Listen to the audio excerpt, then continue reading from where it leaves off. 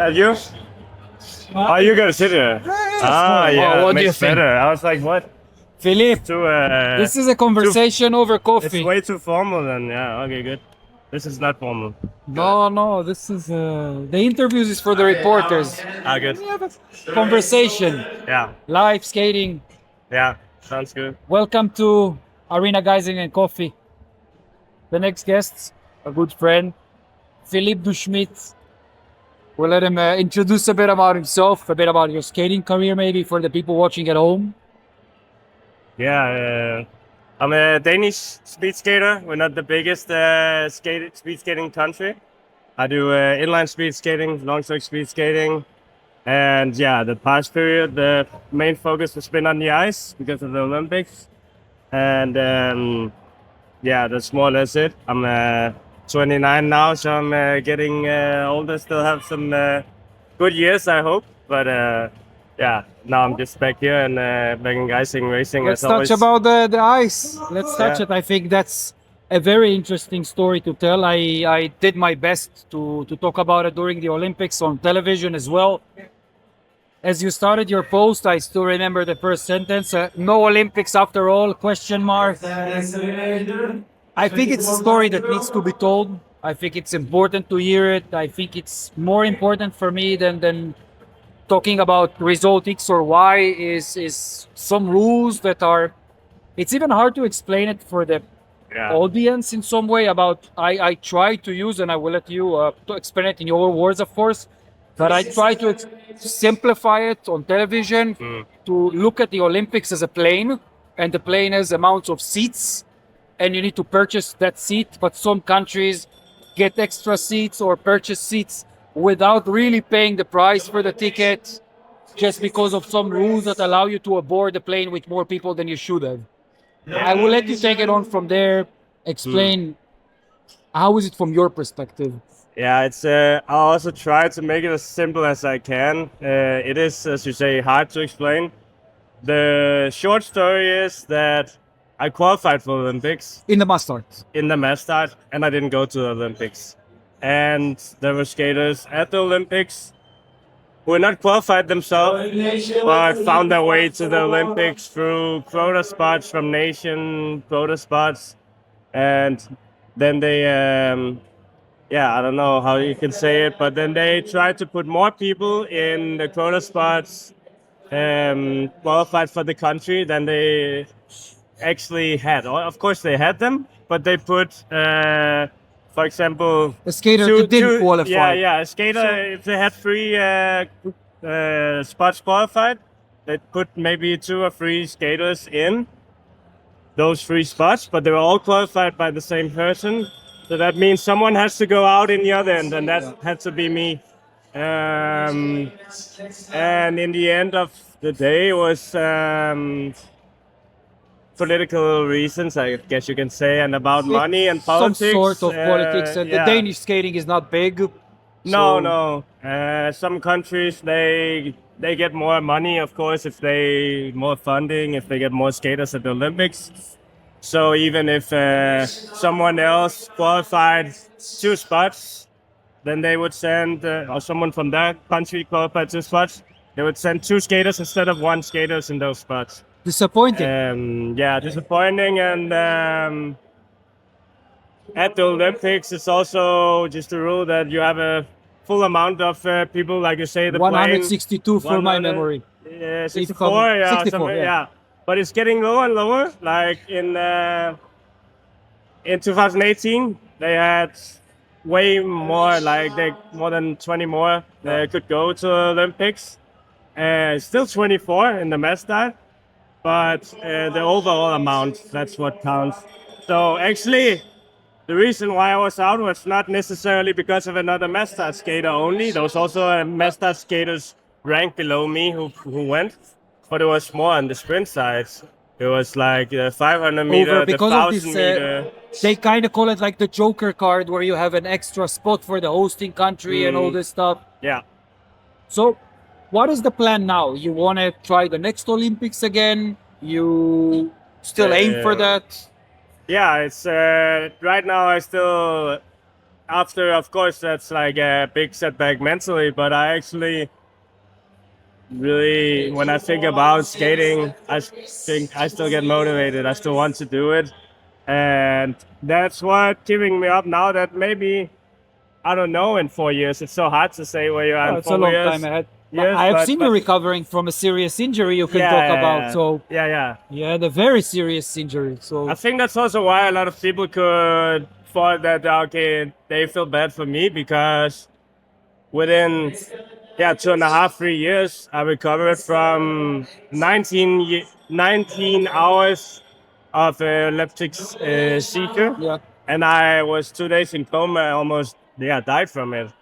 And then within 3 years, I qualified for Olympics. I was not going to Olympics because of these rules that, ethically it doesn't make much sense. Rules are rules, but I actually did qualify my own spot in that time, and it's the perfect Olympic story. Everyone was like, "This is a lost It Olympic needs to story." be the perfect Yes. Cinderella story that Yeah. needs to be there. It's true. Exactly.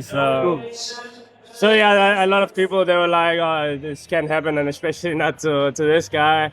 And of course, I also felt bad for myself at times. But it's like if you keep just telling yourself you're a victim, then I would definitely not be here racing because you then will I never would get be out of the victim digging my mindset. own hole and just like I have been places where it's been dark, but like it also, of course, it's a little bit of a cliche that it makes you stronger, but.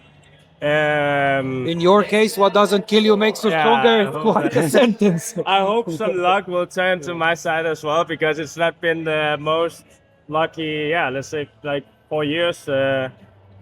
Last Olympic before that, I almost qualified. I was 0.6 from qualifying. It's like, okay, now next 4 years, I know what I'm going to do.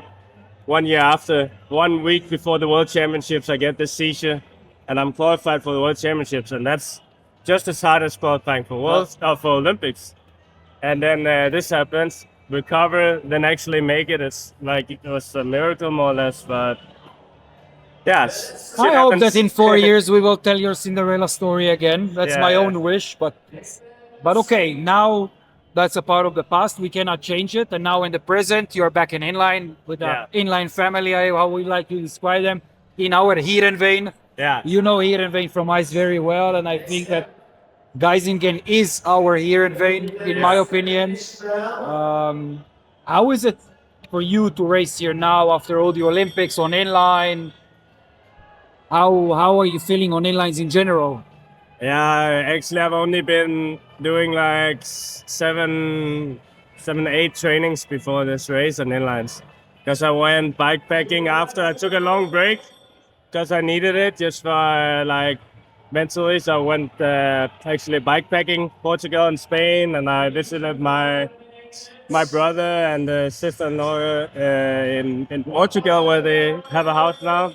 So I had to get like that break, and now I'm back, and it's difficult, but surprisingly, I'm getting like so much better every training, and it's coming along. So we'll see for the long races how it goes.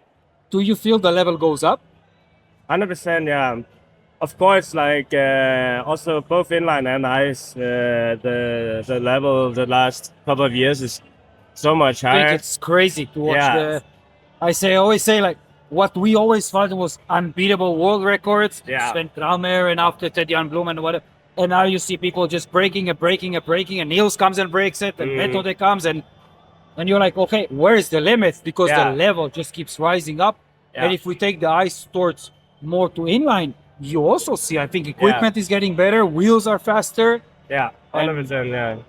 Yeah, I think a lot happened with wheels, especially on inlines, and both ice and. I'll cover the microphone. What wheels are you using? It's not covered. You can hear. What wheels? No, I'm using TLTF. TLTF. Okay, Yeah. so we got a TLTF here. Yeah. I'm Okay. using We've had all TLTF. of them. We have Mana, we have Power Style, we have TLTF. Yeah. It's good to have competition between wheels. That's important. Yeah, 100% to this.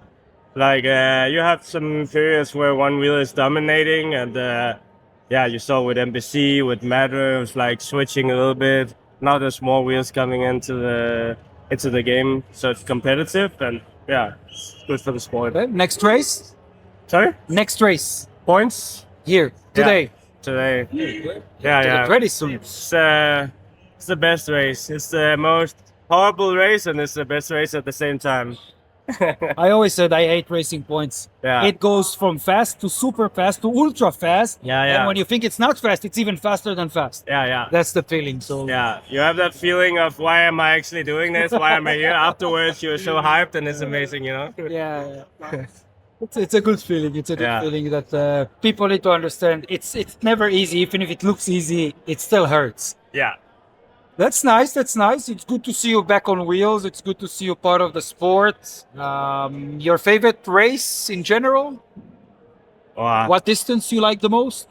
I would say it's a pity that the point race on track is not 10K anymore. Otherwise, that For would the be 5K, the one. it became Fast and Furious. Yeah, I think what Wolfskate wanted to do is that there was not just a breakaway going and then the race was over. But I feel like that happens quite a lot now on the 5K too. When everyone is really in red zone, then at some point someone will break away and the race is gone. But I would say the point race is my favorite. Favorite location to race? No Geisingen. If I say no Geisingen, I would say Geisingen is of course your favorite. But After Geisingen, second favorite. After Geisingen, I would say my home track in a little bit south from Copenhagen. Okay. Just not so much the track itself. It's just a 400-meter road. But just to be home, it's like always bringing memories when I come back to a club training and you're there and we had a lot of good trainings there when we were younger, and it's always nice to come back to see the club and skate with the kids and push them a bit. Okay. So no place like home. Thank you, Philip Due Schmidt. Yeah. Welcome. Have good luck in the races, man. Thanks a lot. And we see you in the next episode of Arena Geisingen Coffee.